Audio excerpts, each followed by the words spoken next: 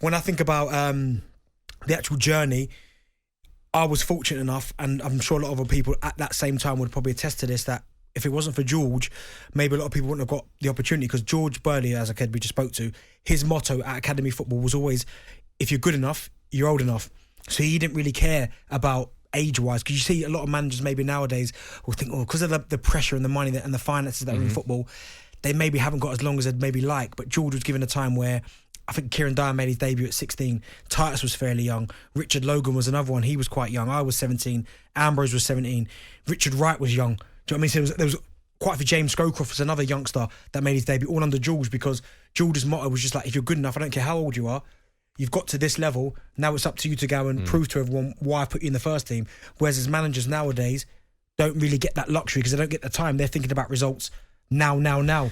We've just seen Scott Parker sacked after 4 games. Yeah. Do you know what I mean? So it's about the here and now. Let me ask you, so Premier League clubs, right, they've spent close to £2 million in this transfer window. Half of that has been spent on players from overseas clubs, right?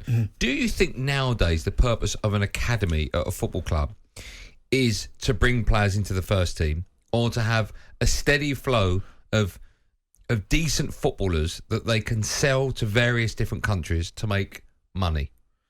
I think it's a mix of both. I think certainly a lot of the academies, you'd have to say, are still trying to get players ready and good enough for their first team. Because ultimately, if you haven't got a massive transfer kind of budget, or there's not a lot of money to spend, what better way than getting fans on side by promoting good youngsters out of your academy? Because that's what academy's there for. But then there are other clubs now that maybe are at the top of the ladder that maybe haven't got time to wait for these players to develop. Obviously, a prime example would have to be maybe Chelsea. I know they've got a few now.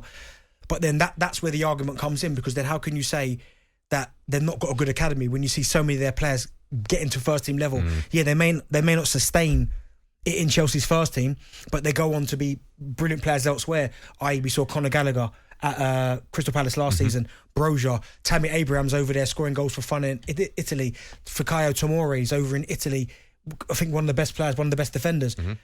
So then how could you argue against that? But I think fans do prefer to see players coming through their own academy and then making it in their first team. Again, prime example, Phil Foden at Manchester City. Yeah.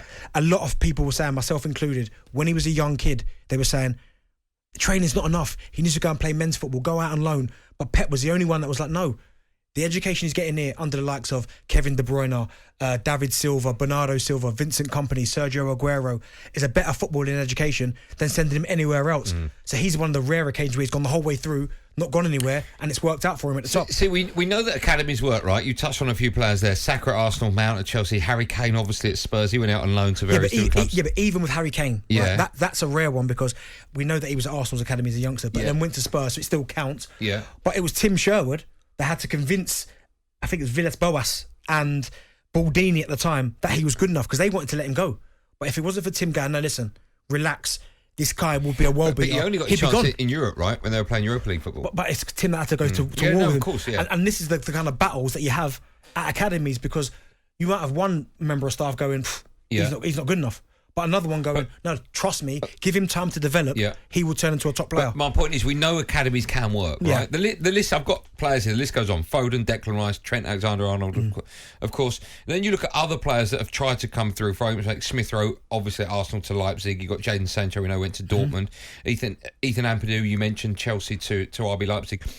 So my thinking is that these players are going to be good enough, but they just won't get the opportunity in first team football over in the Premier League, because it's cutthroat over here. Because managers, we've just results. So you need to do that. So do you think we do have a problem with academies? Do you think less and less players are good enough to play first team football from academies over in England? Or do you just think that because managers are chopping changing so much and there's so much pressure on the managers that they'd rather buy in a player that's still young, like Gordon at Everton, right? Chelsea are after him. Even though he's hardly established, he's played like just under 50 games for Everton. You could argue, why are Chelsea paying £60 million for a player? No disrespect.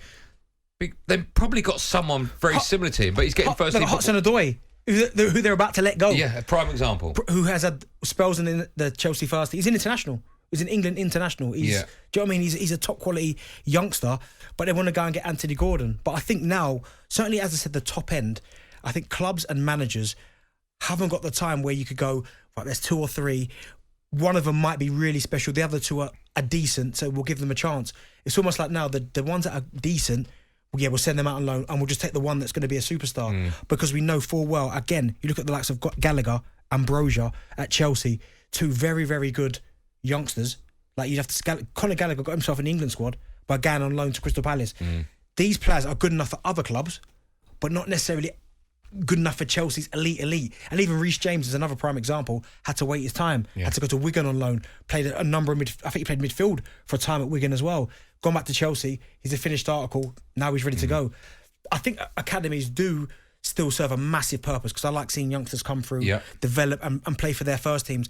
But I think maybe the end goal maybe has shifted a little bit. Whereas the sole purpose was, right, get youngsters, get them through the academy, get them in the first team. Now it's almost like get the good youngsters, get them close to first team. If they're good enough, brilliant. If not, we'll just sell them for £20 million anyway. So you're still making profit.